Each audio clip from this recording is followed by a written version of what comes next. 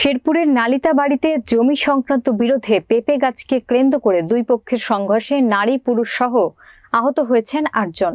বিস্তারিত দেখুন শেরপুর জেলা প্রতিনিধি মঞ্জুরুল আহসানের প্রতিবেদনে। উপজেলার পাহাড়ি অঞ্চল নয়াবিল ইউনিয়নের দাওধারা কাটাবাড়ি এলাকায় শনিবার সন্ধ্যায় এই সংঘর্ষের ঘটনা ঘটে। ৩ জন খুন থেকে শুরু করে এই এলাকায় একের পর এক এমন সংঘর্ষের ঘটনায় উদ্বেগ প্রকাশ করেন ইউপি চেয়ারম্যান মিজানুর রহমান। এই সংঘর্ষে গুরুতর আহত হয়ে উভয় পক্ষের ৪ জনকে রাতে চিকিৎসক ময়মনসিংহ মেডিকেল কলেজ হাসপাতালে প্রেরণ করেছে। বাকিরা নালিতাবাড়ি উপজেলা স্বাস্থ্য কমপ্লেক্সে চিকিৎসাধীন রয়েছে। একই গ্রামের আব্দুর রহিম ও খোরশেদ আলমদের মধ্যে কয়েক শতাংশ জমি নিয়ে কয়েক বছর ধরে বিরোধ চলে আসছিল। এ নিয়ে গ্রাম্য সালিশি বৈঠক হয়। সিদ্ধান্ত মতে রহিমের জায়গা ছেড়ে দিবে খোরশেদ আলম। কয়েক বছর অতিবাহিত হলেও সালিশের সেই সিদ্ধান্ত বাস্তবায়ন হয়নি।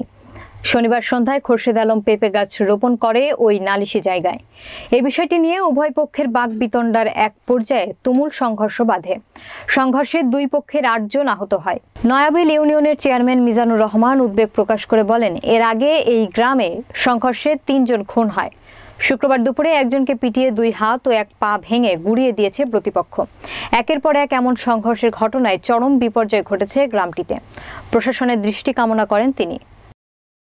3 বছর আগে 2016 সালে আমার কতটুকু জায়গা ওরা খারিজ করছে, কিন্তু আমি পরে ঠারবার পরে জিজ্ঞাসা করলাম মাপে কাটা 3 জায়গা আমার মধ্যে আমার এই জায়গায় দেওয়ার লাইন আর আমি এই জায়গায় 2 কাটা আপনি লিখে দিই।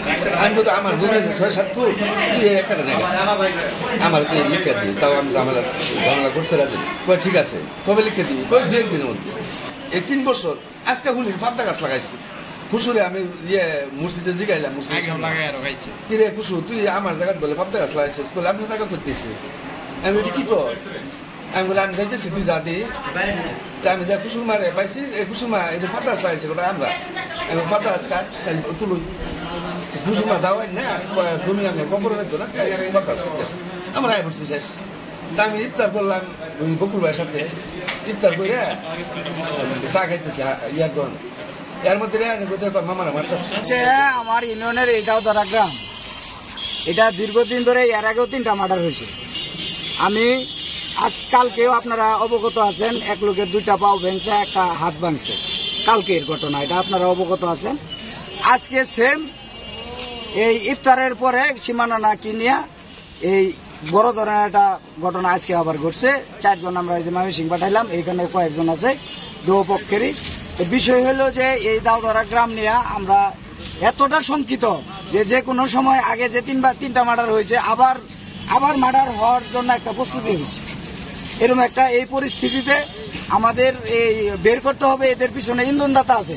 এই আইন শৃঙ্খলা মিটিং এ এর আগেও কয়েকবার এটা উত্থাপন করছে এই দাওধারার বিষয় নিয়ে। আমি আজকেও বলতেছি আপনাদের মাধ্যমে, আবার আইন শৃঙ্খলা মিটিং সামনে আছে। আমি আজকে কিছুক্ষণ আমি ওসি সাহেবের লগে কথা বলছি, পরে মোবাইলে যেহেতু দীর্ঘ সময় এটা কথা বলা সম্ভব না, আমি বলছি যে আমি থানায় আসতেছি, এই দাওধারার বিষয় নিয়ে আপনার সাথে সব আমি সামনাসামনি কথা বলবো।